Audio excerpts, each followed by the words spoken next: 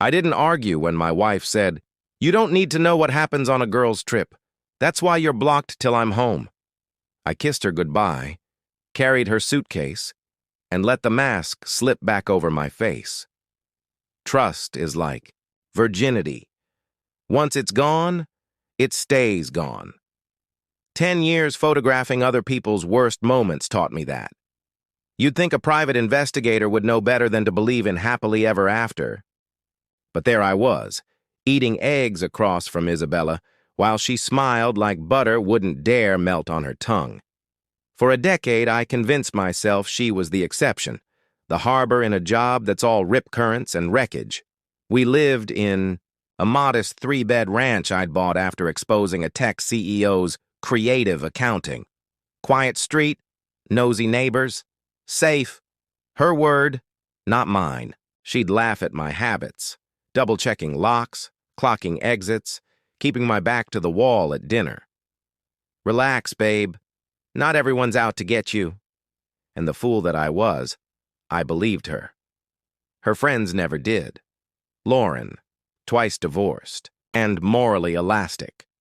Becca, sweet as wet cardboard, always 2 steps behind Lauren, and Chloe, the quiet magpie who collected details for later. "Don't you want some excitement?" They'd purr within arm's reach, like reliability was a character flaw. "He's so safe." Safe became the insult they used to peel her away from me. Then came Takeout Tuesday. Lo mein and a grenade. "I'm going to Miami with the girls, 5 days. New bikinis I'd never seen, new energy I recognized from 100 surveillance reports. My gut howled. My mouth said, "Sounds nice." At the airport, she buzzed like a neon sign, new texts every 30 seconds, private jokes I wasn't invited to. At the gate, she pressed a hand to my chest. "Girls' trips are private. You're blocked till I'm back." Not, "I'll call." You. Blocked. She rolled away, and something rolled off me, too. The trusting husband who'd tried to live like a civilian. What walked to the parking garage was the part of me I keep in a cage at work. People think PI work is car chases and dramatic confrontations. It's not. It's patience, pattern spotting, indifference to the answer until the truth is pinned to a board. So I poured 3 fingers of bourbon and built a file on my wife like she was any other subject. 5 days in Miami. Champagne tastes, on receptionist budgets. New clothes with designer tags. Our accounts clean, meaning either a secret card or a sponsor. The phone glued to her hand, calls taken in other rooms. Classic. And the way her friends had been smirking lately? Not a trip, a conspiracy. Everything leaves footprints, flights, hotels, posts, and people are terrible at covering tracks. Within an hour, I had the Mandarin Resort in Miami Beach pegged, thanks to a reflection in Becca's sunglasses, hotel logo on the pool bar menu crisp as a confession. Lauren helpfully geotagged a private dinner in a penthouse whose art I reverse-searched in 4 minutes. The suite was paid for with a card belonging to Richard Thornton. Very married, very wealthy, very predictable. The face in Isabella's photos, pulled to our shared cloud account she'd forgotten existed, took 20 minutes to match. Daniel. Cross, her ex-fiancé. The heartbreak I'd supposedly spent years helping her mend. Photos told the rest. Dinner for 2, dancing, sunset beach strolls, and finally, Isabella asleep in a man's bed, the sheet and her smile both careless. 6 hours after her last "miss you" text. Old me would have confronted, new me planned. Revenge isn't a scene in a parking lot. It's a system. You learn the target's ecosystem and pull pins until it collapses under its own weight. First, pin Catherine Thornton, Richard's wife, a cardiac surgeon with a low tolerance for arrhythmias and adultery. I assembled the Catherine package. Flight receipts bought on Richard's card, hotel records, lobby footage of him checking in with Lauren, and photos of a suspiciously intimate dinner the night before departure. I routed it through Jennifer Walsh, a divorce lawyer who eats cheating husbands for breakfast. By Wednesday, Richard's life had frostbite. Next, Daniel, the Golden Boy developer who thrived on favors and thin ice. My friend Marcus, a city reporter, had been circling him for months. I donated a timeline showing Daniel's Miami business expenses against the days he was supposed to be at zoning hearings. Marcus's eyes lit up. By Thursday, Daniel's warm relationship with City Hall was on ice too.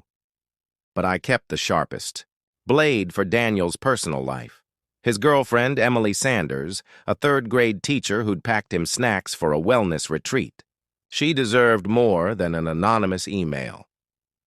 I met her at school with a manila envelope and a steady voice. Watching the truth rearrange someone's face never gets easier. She cycled through disbelief, anger, then that quiet, organized fury teachers. Used to quell riots of 8-year-olds. When's their flight? She asked. I told her. She thinks you're picking her up? I nodded. Emily smiled like someone who'd finally found the handle on her life. Maybe I should greet them instead. Perfect. By Friday, every piece was set. Catherine's lawyer was filing, Marcus had his story ready, and Emily had a signboard. I wasn't at the airport. That would ruin the choreography. I watched a live feed from Tommy, a security consultant who owed me, parked with a camera by arrivals. Isabella floated, out of the jetway glowing like a travel ad. Lauren strutted behind. Becca clattered under shopping bags. Chloe scanned the room, half awake to danger. Isabella checked her phone, confused there wasn't a welcome home from me. That's when Emily stepped into her path, calm, composed, and holding a poster as big as a door. The blown-up photo was from Isabella's own cloud, her at a blackjack table, Daniel's arm around her. Above it, in letters you could see from the tarmac, Daniel sends his apologies. He's busy explaining this to me. Isabella froze, color drained. The terminal slowed, phones lifted, whispers spread. Emily's voice carried like a bell. Isabella Hayes, I'm Emily Sanders. I was Daniel's girlfriend, until about an hour ago. Isabella tried to speak. Emily raised a teacher's hand and the room obeyed. He's confessed. Months of planning. You blocked your husband while you blocked me with yoga selfies. Lauren moved to bluster. Emily's look shrank her 3 inches. Then, the funniest part? Daniel was sure you were leaving your husband for him. Imagine his face when I walked in with evidence and told him your husband already knew. He's a private investigator, by the way. The realization rolled across Isabella's features, confusion to horror in 3 seconds. That's when Janet, my process server, materialized. Isabella Hayes, you've been served. Eviction papers. A no-contact notice. A neat summary of evidence. Isabella's knees gave. Shoppers stepped around the crash site. Designer bags, mascara, and the wreck of her story. Her friends scattered. Lauren, calculating, Becca crying, Chloe tugging them toward exits. Emily left with her head high. Janet melted away. Tommy in my ear. Chef's kiss. The initial blast was just the opening act. 18 minutes later, Marcus's headline detonated online. City developers' Miami getaway coincides with missing zoning hearing. Taxpayers' foot bill for love triangle.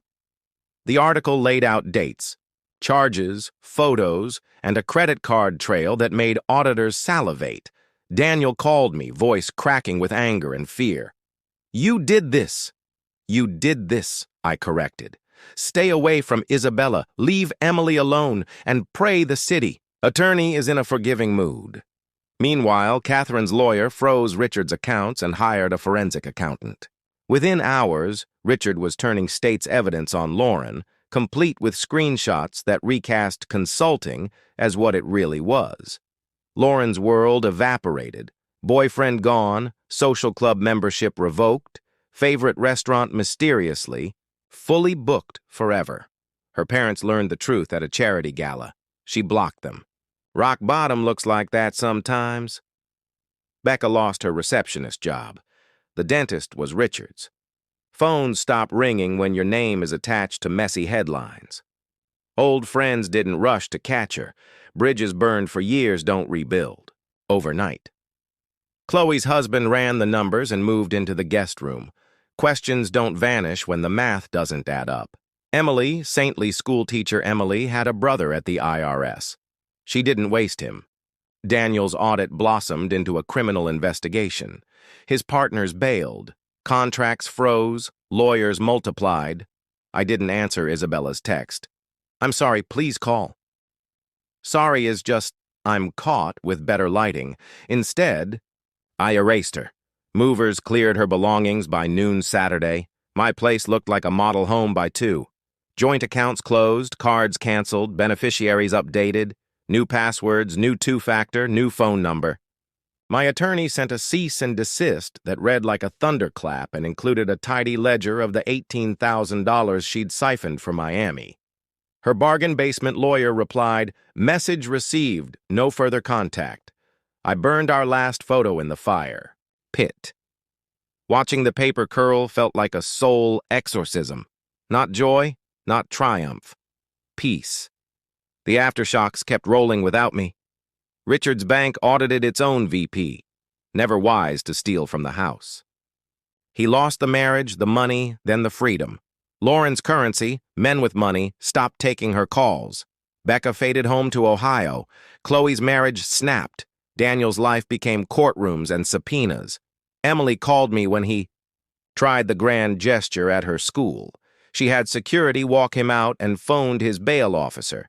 Swift consequences. Clean. 3 weeks later, victory tasted like too much cake. Sweet, then heavy. I was at Murphy's with a bourbon when Emily slid onto the next stool.